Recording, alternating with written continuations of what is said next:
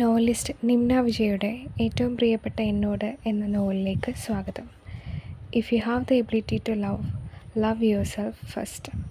നിങ്ങൾക്ക് സ്നേഹിക്കുവാനുള്ള കഴിവുണ്ടെങ്കിൽ ആദ്യം നിങ്ങൾ സ്വന്തമായി നിങ്ങളെ തന്നെ സ്നേഹിക്കുക എന്ന് പറഞ്ഞുകൊണ്ടാണ് ഈ നോവൽ സ്റ്റാർട്ട് ചെയ്യുന്നത്. ഭാഗം 1. ആത്മഹത്യ ചെയ്യുന്നവരെല്ലാം വിഡ്ഢികളാണെന്നാണ് എല്ലാവരും പറയുന്നത്. ഇന്നലെ വരെ ഞാനും അത് വിശ്വസിച്ചിരുന്നു. പക്ഷേ അതങ്ങനെയല്ല. താൻ വഞ്ചിക്കപ്പെട്ടു എന്ന തിരിച്ചറിവാണ് ഒരാളെ ആത്മഹത്യയിലേക്ക് നയിക്കുന്നത്. ആ തിരിച്ചറിവിലേക്ക് എത്താൻ തനിക്ക് ചുറ്റും സംഭവിച്ചതിനെക്കുറിച്ച് കൃത്യമായ ബോധ്യം വേണം. അതൊരിക്കലും വിഡ്ഢിയായ ഒരാൾക്ക് സാധ്യമല്ല. ഇവിടെ നിങ്ങൾക്ക് ഇതിൻ്റെ നിസ്സഹായകതയായോ ഭീരുത്വമായോ തോന്നിയേക്കാം. പക്ഷേ എനിക്കിപ്പോൾ ജീവിതത്തിൽ ഞാൻ തോറ്റുപോയെന്ന് അംഗീകരിക്കാനുള്ള ധൈര്യമുണ്ട്. ഈ തീരുമാനം എനിക്ക് എന്നിലുള്ള അവസാന പ്രതീക്ഷയാണ്. ജീവിതത്തിൽ ഒരിക്കലും അവനവനായി ജീവിക്കാൻ കഴിയാത്ത ഒരുവൾക്ക് മരണത്തിലെങ്കിലും അത് സാധിക്കേണ്ടിയിരിക്കുന്നു. സ്വയം നഷ്ടപ്പെട്ടെന്ന് കരുതുന്ന ഒരാൾക്ക് ജീവിക്കാൻ കഴിഞ്ഞില്ല, അത്രമാത്രം. അതിഥി 28 നവംബർ 2017. യാത്രക്കാരുടെ ശ്രദ്ധയ്ക്ക്. ട്രെയിൻ നമ്പർ 16528 കണ്ണൂരിൽ നിന്നും യശ്വന്ത്പൂർ വരെ പോകുന്ന കണ്ണൂർ യശ്വന്ത്പൂർ സ്പെഷ്യൽ എക്സ്പ്രസ് അല്പസമയത്തിനകം 1ാമത്തെ പ്ലാറ്റ്ഫോമിൽ എത്തിച്ചേരുന്നതാണ്. 1ാമത്തെ പ്ലാറ്റ്ഫോമിൻ്റെ ഏറ്റവും അറ്റത്തിട്ട തുരുമ്പിച്ച ബെഞ്ചിനു മുകളിൽ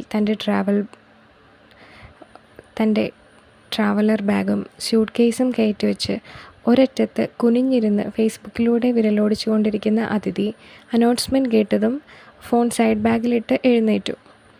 നാട്ടുകാരുടെ കല്യാണ ഫോട്ടോയും മീശപ്പുലിമലയിലെ മഞ്ഞു പെയ്യുന്ന വീഡിയോയും പൊളിറ്റിക്കൽ അടിപിടിയും ചിക്കൻ നിർത്തിപ്പൊരിച്ച റെസിപ്പിയുമൊന്നും അറിയാനും കാണാനും താല്പര്യമില്ലെങ്കിലും ആളുകളുമായുള്ള സമ്പർക്കവും സംസാരവും ചിലപ്പോഴൊക്കെയുള്ള ഒറ്റപ്പെടലും ഒഴിവാക്കാൻ ഇതാണ് ഏറ്റവും എളുപ്പമായ മാർഗമെന്ന് തോന്നിയിട്ടുണ്ട്. ഈ കണ്ണൂരിലുള്ളവരെല്ലാം ബാംഗ്ലൂരിലേക്ക് കുടിയേറിക്കഴിഞ്ഞെന്ന് തോന്നിപ്പിക്കുന്ന വിധം തിരക്കാണ് സ്റ്റേഷനിൽ. 7:30-ക്കുള്ള ട്രെയിൻ പിടിക്കാൻ 6 മണിക്ക് സ്റ്റേഷനിലെത്തിയതുകൊണ്ടും AC കമ്പാർട്ട്മെൻറ്റ് ഏറ്റവും അറ്റത്തായതുകൊണ്ടും ഇത്രയും നേരം ഇരിക്കാൻ ബെഞ്ച് കിട്ടി.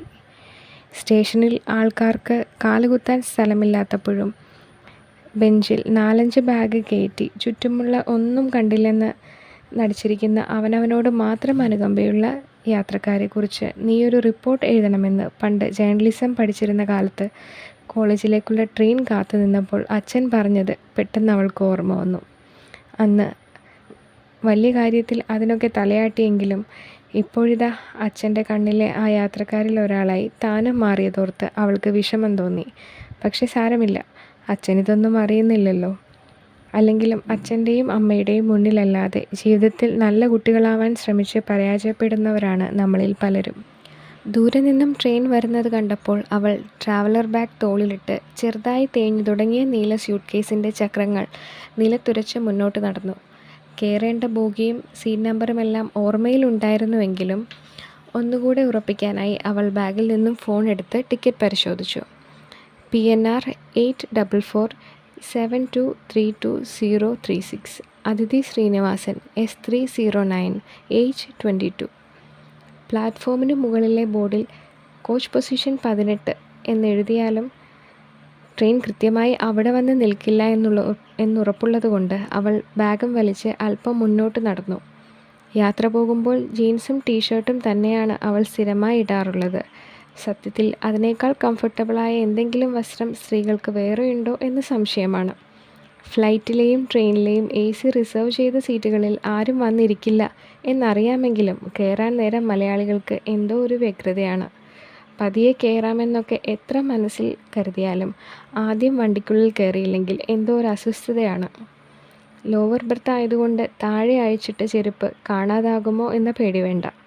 അതുപോലെ ഏന്തി വലിഞ്ഞ് മുകളിൽ കയറേണ്ട എന്നതും ഒരു അനുഗ്രഹമാണ്.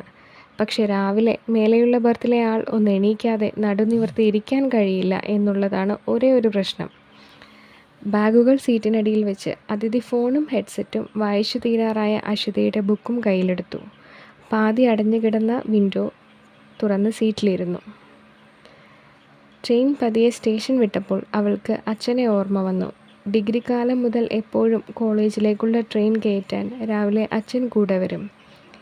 ട്രെയിൻ എടുക്കാൻ നേരം പോക്കറ്റിൽ നിന്നും ചുരുട്ടിയ 100 രൂപ നോട്ടുകൾ കയ്യിൽ വെച്ച് കണ്ണിൽ നിന്നകലും വരെ കൈവീശുന്ന അച്ഛനെ കാണുമ്പോൾ എന്തോ ഒരു സങ്കടമാണ്.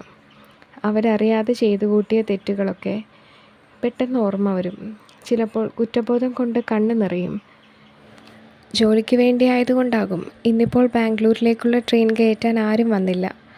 ഒറ്റയ്ക്ക് യാത്ര ചെയ്ത് ശീലമായതുകൊണ്ടാകാം മറ്റു നഗരങ്ങളിൽ പോയി ജോലി ചെയ്യുമ്പോൾ തന്നിട്ടുള്ള പതിവ് ഉപദേശങ്ങളോടൊപ്പം ഭക്ഷണവും വെള്ളവും പാക്ക് ചെയ്ത് വീട്ടുകാർ ഉത്തരവാദിത്വമൊഴിഞ്ഞു. അല്ലെങ്കിലും ഇതുതന്നെയാണ് നല്ലത്. ഇഷ്ടമുള്ളവരെ എപ്പോഴും ഒരുപാട് ചേർത്ത് നിർത്തുമ്പോൾ നമ്മുടെ ചില ഇഷ്ടങ്ങളൊക്കെ നഷ്ടപ്പെടുത്തേണ്ടി വരും.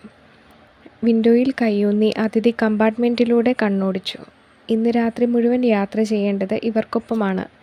സ്ത്രീകൾ ആരെങ്കിലും ഒപ്പമുണ്ടോ എന്നാണ് ആദ്യം നോക്കിയത്. സമാധാനമായി കണ്ണടയ്ക്കണമെങ്കിൽ ആ ഒരു ഉറപ്പ് വേണം. ആണുങ്ങൾക്ക് ഈ നാട്ടിൽ പ്രത്യേകിച്ച് പ്രിവിലേജ് ഒന്നുമില്ലെന്ന് പറഞ്ഞു നടക്കുന്നവർക്ക് അറിയേണ്ടല്ലോ, ഒരു പെൺകുട്ടിക്ക് രാത്രി ട്രെയിനിൽ സ്വസ്ഥമായി യാത്ര ചെയ്യണമെങ്കിൽ അടുത്തെവിടെയെങ്കിലും ഒരു സ്ത്രീ കൂടിയുണ്ടെന്ന ഉറപ്പ് വേണമെന്ന്. ഒരു ഫാമിലിയും കൂടെ പ്രത്യേകിച്ച് കാരണമൊന്നുമില്ലാതെ കരഞ്ഞുകൊണ്ടിരിക്കുന്ന 4 വയസ്സ് പ്രായം തോന്നുന്ന ഒരു കുട്ടിയുമാണ് മുന്നിലെ ബർത്തിലിരിക്കുന്നത്. സൈഡിൽ ലാപ്ടോപ്പ് മടിയിൽ വെച്ച് കാര്യമായി പണിയെടുക്കുന്ന IT പ്രൊഫഷണൽ എന്ന ഒറ്റനോട്ടത്തിൽ തോന്നിക്കുന്ന ഒരു ചേട്ടനും മുകളിലത്തെ ബർത്തിൽ മുഖം തരാതെ ഏതാണ്ട് മുഴുവൻ സമയവും ഉറങ്ങുന്ന ഒരമ്മാവനുമാണ് കമ്പാർട്ട്മെൻറ്റിലെ മറ്റ് സഹയാത്രികർ. അല്ലെങ്കിലും ഗിറ്റാറും പിടിച്ച് ട്രെയിനിൽ കയറി പാട്ടുപാടുന്ന വാരണമായിരത്തിലെ സൂര്യയെയും അപ്രതീക്ഷിതമായി കണ്ടുമുട്ടുന്ന ചുള്ളൻ പയ്യന്മാരെയും സിനിമയിൽ മാത്രമേ കാണാൻ കഴിയൂ. ഈ കൊച്ചൊന്ന് കരയാതിരുന്നെങ്കിൽ കയ്യിലിരിക്കുന്ന പുസ്തകമെങ്കിലും വായിച്ചു തീർക്കാമായിരുന്നു. മുഖം കനപ്പിച്ച് അവൾ പുസ്തകം മടക്കി വെച്ചപ്പോഴേക്കും ഫോണിൽ അമ്മയുടെ വിളിയെത്തി. തൊട്ടടുത്തുള്ള യാത്രക്കാരുടെ വിവരങ്ങൾ എല്ലാം ചോദിച്ച് മനസ്സിലാക്കി കൂടെ സ്ത്രീകളുണ്ടെന്ന് വെച്ച് ബോധം കെട്ട് ഉറങ്ങരുതെന്ന ഉപദേശവും നൽകി അമ്മ ഫോൺ വെച്ചു. രണ്ടാമത്തെ ജോലിക്കുള്ള യാത്രയാണിത്.